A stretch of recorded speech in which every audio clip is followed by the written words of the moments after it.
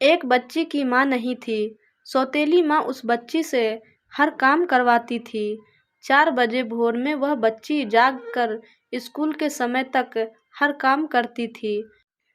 उसके बाद स्कूल जाती थी। सौतेली माँ अपने बच्चे को टिफ़िन देती थी, लेकिन उस बच्ची को टिफ़िन भी नहीं देती थी। लेकिन बच्ची को कोई एतराज़ नहीं था। पिता कभी महीने में कमाकर घर आता था। उस बच्ची की सौतेली माँ काफ़ी मान-जान करने लगती थी। पिता के जाने के बाद फिर वही कार्य करवाती थी। बच्ची पढ़ने में तेज़ थी। धीरे-धीरे बड़ी हो गई। पिता को विवाह की चिंता सताने लगी। एक दिन लड़की के पिताजी बिटिया की शादी की जिक्र कर दी। सौतेली माँ ने कहा कि हमारे रिश्ते में एक लड़का है, दहेज भी नहीं लेगा, थोड़ा गरीब है, परिवार ठीक है। लड़की चूंकि पढ़ना चाह रही थी, लेकिन जबरदस्ती मंदिर में विवाह कर उसे उसके ससुराल भेज दी। लड़की जब ससुराल गई, उसने अपनी बदनसीब किस्मत सोचकर कुछ बोली नहीं। लेकिन लड़के ने कहा कि आप बुरा ना मानो तो एक बात कहे। वह बोली कि आपके साथ जीवन भर रहना है, आप जो कहोगे हम मानेंगे। लड़का बोला, जहाँ से पढ़ाई छोड़ी है वहीं से आप शुरू कर दीजिए। हम गरीब जरूर है, लेकिन गंवार नहीं हैं। लड़की अपने पति का पैर पकड़कर फपक रोने लगी। अपनी आंखों के आंसू रोक ना पाई और अपने पति के गले सिमट कर रो पड़ी और अपने परिवार के साथ रहने लगी। लड़का दिन रात मेहनत करने लगा। लड़की दिन रात पढ़ाई में मन लगा दी। लड़की एक बड़े शहर में रहकर आईएएस की तैयारी करने लगी। लड़का कमा कमा कर पैसा देने चला आता था। लड़कियों के हॉस्टल के बाहर मिलकर पैसा दे देता था और फिर पुनः घर वापस चला आता था। लड़की आईएएस में सेलेक्ट हो गई। वह आईएएस की ट्रेनिंग पर चली गई और किसी दूसरे प्रदेश में डीएम बन गई।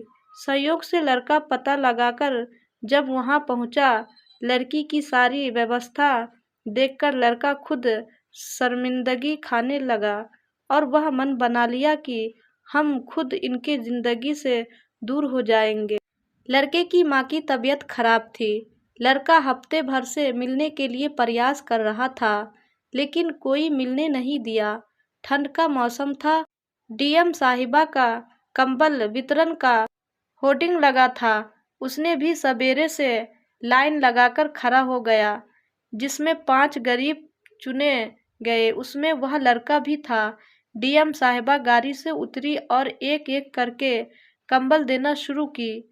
जब 5वें आदमी को कंबल देने की बारी आई, वह लड़का अपना मुंह तौलिया से बांधे खड़ा हो गया। डीएम साहिबा जैसे ही कंबल हाथ में दी, लड़के की आंखें नम हो गई और धीरे से बोला, डीएम साहिबा, हमारी माँ की तबीयत खराब है, माँ को यही लाया हूँ। आप सरकारी अस्पताल में फ़ोन कर दीजिए, जिससे मेरी माँ का सही इलाज हो सके। डीएम साहिबा आवाज़ को पहचान ली और हाथ पकड़कर फपक कर रो पड़ी और बोली कि आप कब आए, मुझे बताए क्यों नहीं, माँ जी कहाँ हैं। उसने इशारा किया। इतने में वह खुद चल दी। अपनी गाड़ी में सबको बिठाई अपने आवास ले गई। तत्काल सबके ठंडक के कपड़े खरीद कर लाई। लड़का बोला कि आप बहुत बड़ी अधिकारी हो गई हैं।